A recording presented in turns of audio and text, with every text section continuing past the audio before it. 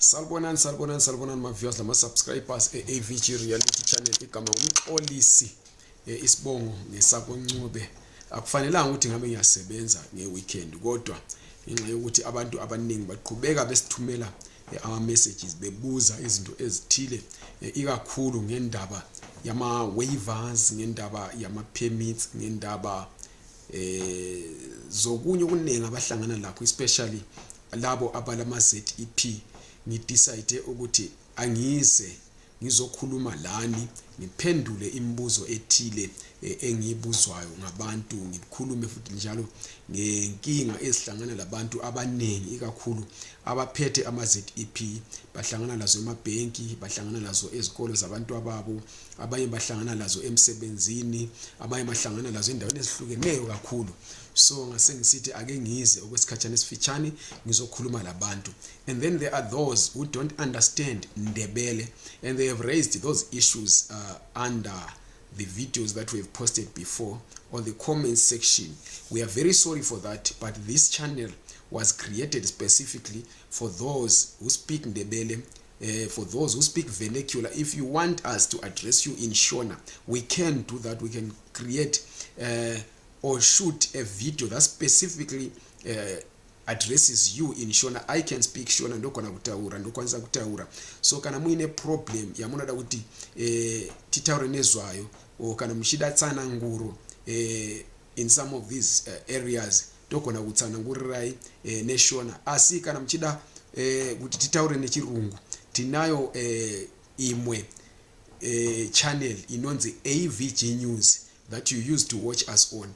We can address you there, but you need to raise those questions that you have so that we address you. And then bese ngikhuluma lalabo abakhuluma isindebele, siyacela kakhulu ukuthi nxa umuntu angathi akezwa isindebele akangathuka. Let's not insult each other, let's not denigrate each other. We speak in different ways. Umuntu sengabuya in a manner that you think is rude, but it's not because they are rude. When there is somebody who said when we posted yesterday that not all of us are Ndebele, and there are plenty of people, some would say Taura Shona.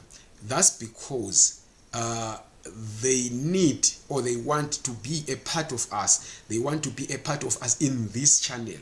So let's not insult people. Let's be patient with each other.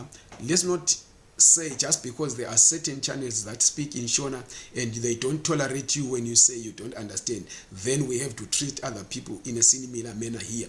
Because at the end of the day, we are all Zimbabweans. We are all one people. We may not like each other. We don't need to like each other, but we need to tolerate each other as a people of a nation. Let us try and heal the division that was created by the government that we have at home, because all of us who are here, everyone who holds a ZEP and everyone who is living in South Africa, even those who don't have anything, they don't like it to be here. They didn't choose to be here, and they've got nothing to do with the government at home. They are also victims of that particular government. So ngiyacela abantu bakithi ukuthi asingathuki abanye abantu, asibayekeni umuntu wonke oposta i-comment ngaphansi. Nxa ungela usizo ongamupha lona, miyeke thina siyafunda wonke ama-comments and we will respond to them in a polite manner that makes them feel loved, that makes them feel human enough, because at the end of the day we cannot be complaining of tribalism in Zimbabwe and then we become the ones that also propagate that tribalism among ourselves. So I hope people have understood that. But engifuna ukuthi ngikhulume ngakho kakhulu lamhlanje ukuthi kulabantu ngeke ngakuthinta izolo kodwa khanya zathi abantu ababuki yonke ivideo. So kulabantu abathi bona bathole izincwadi esembathole ngabantu bathole izincwadi ezivela eCapitec ibatshela ukuthi ama permits abo expire ngomhla ka-30 June ngo-2024. Yilabo abantu abathi sebehlukumezeke kakhulu, kulabanye abathi sebevalelwe ama accounts wabo ngama banks athile, sebeswele ukuthi benze njani. Usizo engakupha lona mina ukuthi kumbe iadvice engakupha yona ukuthi kule nxa usu applyele iwaiver kumbe usu applyele ipermit, kule ncwadi othi ungasubmit ama documents akho VFS uyithole. Thatha leyo ncwadi uyiphotocopy, uhambele original le photocopy, ube usuthatha i ZEP yakho uyiphotocopy ubusu downloada incwadi evela ku Department of Home Affairs ele statement esikhulumayo ukuthi iZEP isi extendiwe mhla ka 31 December 2024. Uhambe lakho lokho ebhenki uyobabonisa ukuthi okokuqala wena umuntu olapha ngokusemthethweni ngokwabekwa nguhulumende, then usuzamile ukwenza imizamo yokuthi uqhubeke ipermit yakho isebenza.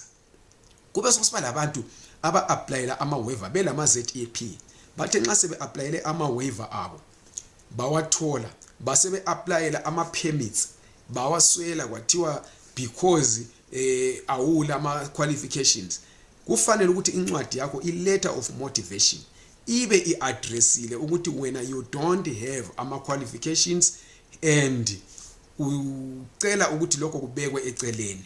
Then nxa sebeku-rejecta they give you 10 days yokuthi wena uresponde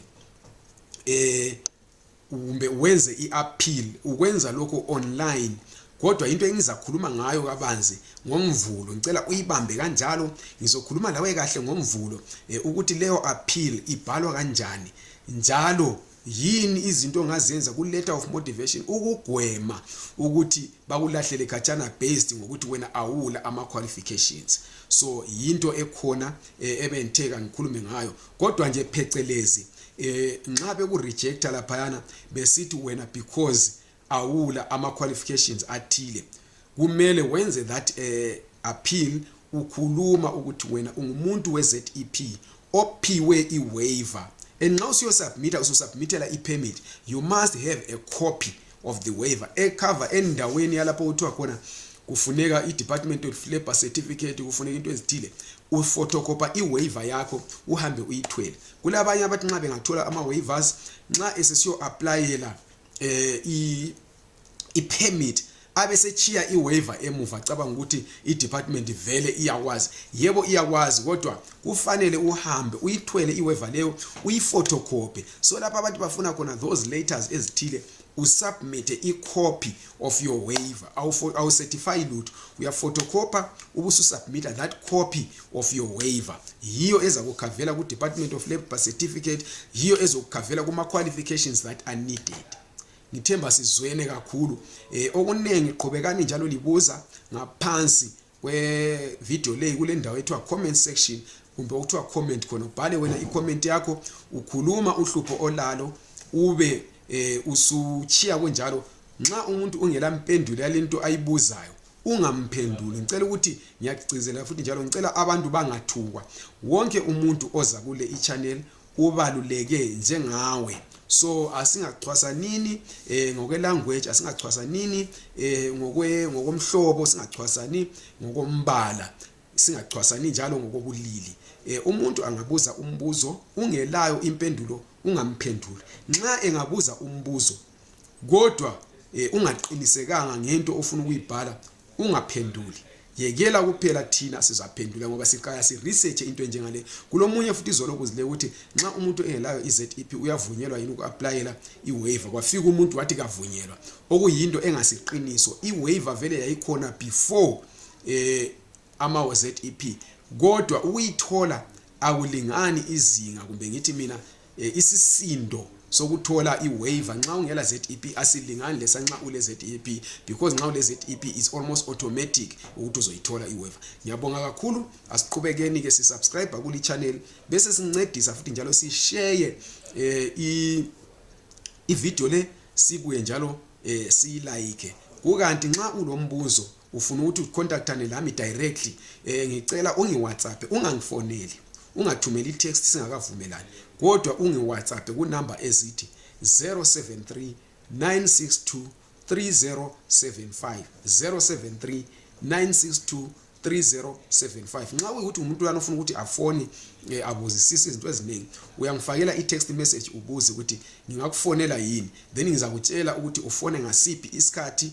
Lapho engizabakwazi khona ngizakunikeza isikhathi sakho sonke osifunayo ukuze ngikuchasisele yonke into, ungasali ulomunye imibuzo. Njalo ungangesabi ke, mina ngifakela i-message noma ngasiphi isikhathi ngizakuphendula nxa kuyikuthi ngi-online. Nxa ngingakuphendulanga kuthi ukuthi ngesikhathi engizabamba khona ngayo ifoni ngizahle ngikuphendule, ngoba ayikho imessage engiyitholayo ngiyignore engayiphendulanga. Ngiyabonga kakhulu bantu bakithi, asiqhubekeni sisizana, asiqhubekeni sincedisana ukwenzela ukuthi sihlale ngokusemthethweni njalo senze izinto ngendlela ezifuneka ngayo, ngoba kulabantu abadla abantu izimali phandle le bebathembisa izulu lomhlaba bebenzela izinto ezingayisizo. Gcina umuntu sesiyabotshwa ebhodi ethola ipermit yamanga, gcina umuntu sekudinga subalekile usatholakali usudla imali yakhe. Kuyizinto ezimbi kakhulu lezo esizama ukuzigwema. Ngiyabonga kakhulu.